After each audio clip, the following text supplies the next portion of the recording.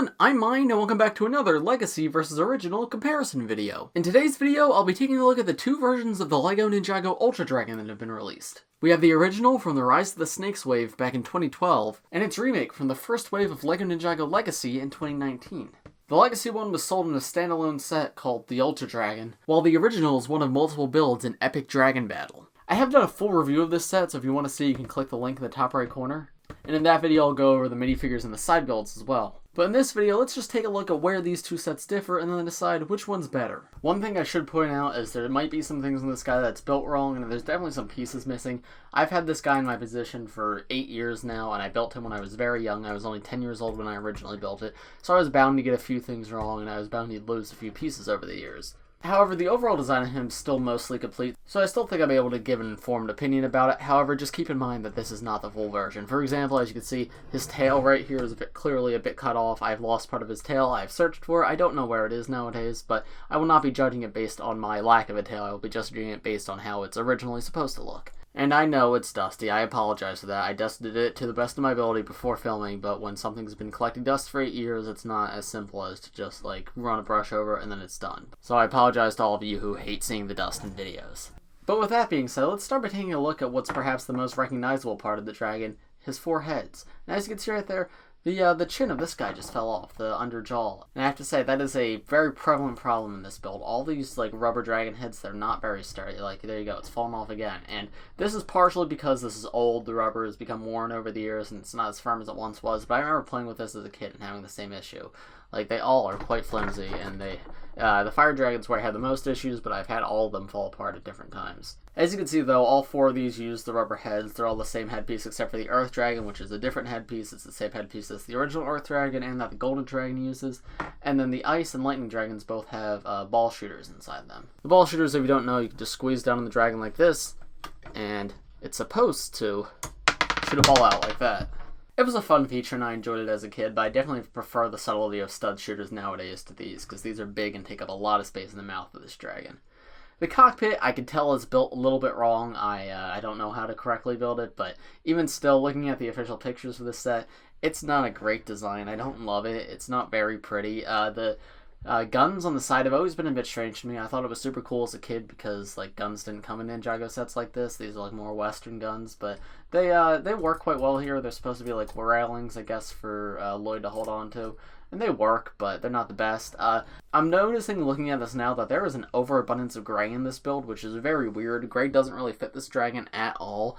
It's supposed to be white and green with, elements of yellow, brown, red, and blue. I don't know where the gray comes in, so it really doesn't fit here. And, this entire area is just gray and brown, and it just doesn't, match the overall look of the dragon or how it appears in the show.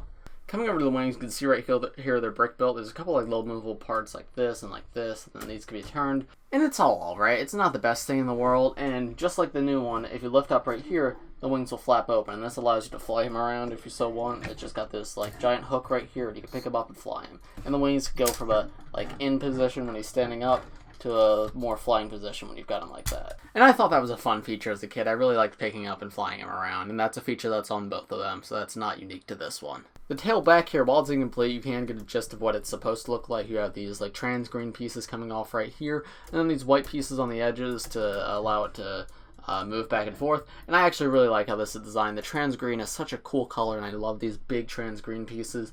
And then these blade pieces on the side to stop it from moving too far in any direction and keep the movement more organic. It's really, really cool. I like that a lot. And then you can also get a bit of a look at the back of the dragon, just more gray pieces. Don't love that. Something else interesting to mention is this guy actually has claws. I don't believe the new one does. We'll take a look at that when we take a look at him, but that's just something to mention right here. It's just 3 little fingers. Not the biggest deal. And then the feet don't move at all. They only move with the mechanism of the build. Coming back to the heads, I didn't mention this before, but there's not a ton of posability, especially on the lightning and ice dragons.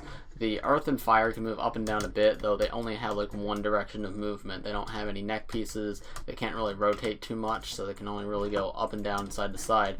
Well, these guys are okay, these balls are getting on my nerves. I'm going to move that out. Well, these guys are kind of very limited. They can go like out backwards like this, which doesn't really make sense, or they could come forward like this is the furthest they could go. So they're really like stuck because of the Fire Earth Dragon's heads getting in the way. So the head design isn't the greatest. I honestly am not, from my memory, I like this a lot more, but actually like getting it back out right here, like it's not working all too well. It's just like the heads are way too flimsy and they fall apart too easily. There's not a huge range of motion. I honestly don't love it, and it's disappointing to look back at it and see it like this. Moving on to the Legacy Remake, there's a lot of things this set does better. However, there's a few places where I think it's a little bit worse. For one, these heads. Like, these heads are quite cool. They're definitely a lot better looking than the original rubber heads, and they're a lot more sturdy, too. They can actually, like, open their mouths and have a bit of expression. However, these are fine dragon heads. They just don't look like the Ultra Dragon. These just feel like random dragon heads and not the heads of the 4 original dragons. The 4 original dragons had a distinct look that matched the rubber pieces that came in the sets. Well, these, like, they didn't even try to emulate those rubber pieces. They just made brand new dragon head designs, which I don't love here. The heads are also in a different order. It's now Fire, Ice, Earth, Lightning, rather than Ice, Fire, Earth, Lightning. This matches the head placement in the show, but it doesn't match the original set. So I guess this is more accurate in that sense. It's just odd that it was different between the two. Each of the heads has unique features, which I like. Like, this one has the horns, this one has these ice spikes, this one has horns out front, and this one has the lightning. But it does, like, take away from, like, it doesn't look like the Ultra Dragon looked in the show, and that's what I really do miss about it. These heads, though, as you can tell, like, definitely have a lot more motion capabilities. They all feel like they have their own space, and while they can get, like, caught up on each other a little bit, they don't feel like really get in their way like they did on the original. And then also, each head has, like, a feature to them. They all have stud shooters on them, while in the original, only the 2 had the ball shooters. And this way, all 4 of them get it, and it's far less intrusive than the ball shooters. So I think as a whole, these heads are better. It's just they don't capture the same personality, though they are better dragon heads. They're just not necessarily better as the Ultra Dragon. This seating area up here is so much prettier. You've got a bunch of gold, you've got green, you've got brown, and then there's a chair right here for Lloyd to sit in, and handlebars for him to control the dragon. I really like that. That's super pretty. This area right here is quite similar to this area on the original, except instead of gray, it's white, and it's got these stickered bits with like green crystals coming out. That looks great. I wasn't a huge fan of this in my original review, but looking back at it now and comparing it to the original, this is definitely an upgrade. It feels a lot more elegant and sleek, and while it doesn't feel super organic, like it does feel very mechanical, which this is an organic creature, it shouldn't feel mechanical, it definitely feels a lot more organic than the original did, so that is definitely an improvement. Coming over to this side, you can see it uses like these plastic wing pieces, which are new. The original used brick-built wings, which while I like brick-built wings, I think these have a nice look to them, and it does something to differentiate itself from the original, which I appreciate. It also has the same mechanism where you can lift up right here, and it'll open the wings, close it, flap the wings, and you can make it fly like that. And once again, the legs don't move outside of the mechanism. However, as you can see, they took a lot of the gray in the original and replaced it with the white, and I think the white looks really good here. They tend to use this rock piece a lot right here for texturing, and that just brings so much more life into this that wasn't present in the original, so I really appreciate that. The tail is done quite similarly, though. They integrate a few more trans green pieces, and they actually allow a mechanism for you to actually turn it right here. In the original, you just had to sort of grab it and turn it like this, but this one has a little gear right here where you can put your fingers and go like this to make it wag its tail. And I like that quite a lot. I like how it has a way for you to wag its tail rather than you just having to like manually do it yourself like this. And yeah, there's the back, which as you can see, a lot prettier than the original once again, just white and tan and green. There's a lot more color and life in this than the original. The original felt more mechanical, felt more like they were using it like as few colors as possible. They just wanted to stick the gray, and I do like that this looks more like the actual Ultra Dragon. Yeah, as for this guy, I think that's about it. So overall, which of these two is better? I honestly kind of expected to prefer the original when I was doing my review of the Legacy one, but looking at these two side by side, I think the Legacy one sort of blows it out of the park. The main advantage that the original has is the original heads, and while they're flimsy and I don't like the rubber pieces, they do look like the Ultra Dragon in the show. And the Legacy remake does not make any attempt to make the dragons look the same, they just created brand new dragon head designs.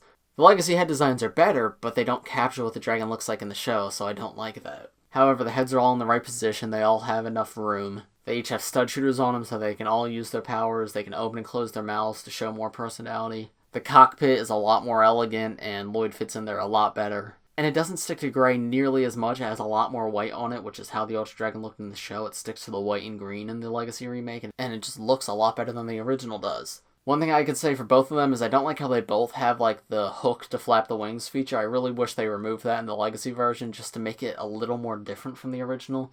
Because as a whole, this does feel very similar. It feels like the same general build with an aesthetic upgrade, which isn't a bad thing, but it makes me less inclined to like recommend this set if you have the original. Because even still, I think if you have the original, like you're still not missing too much with the new one. However, going back and looking at the original has made me appreciate the Legacy one much more. So if you don't have either, I do recommend the Legacy one, because it's quite good in comparison. But those are just my thoughts. Let me know what you guys think in the comments below. Which of these two versions do you think is better, and which better represents the Ultra Dragon? But I think that's going to do it for this video. If you enjoyed, please press like and subscribe if you're new. I do LEGO and Ninjago videos like this almost every day, so if you subscribe, you'll be the first to see them. Thanks for watching, everybody. I'll see you in the next one. Bye!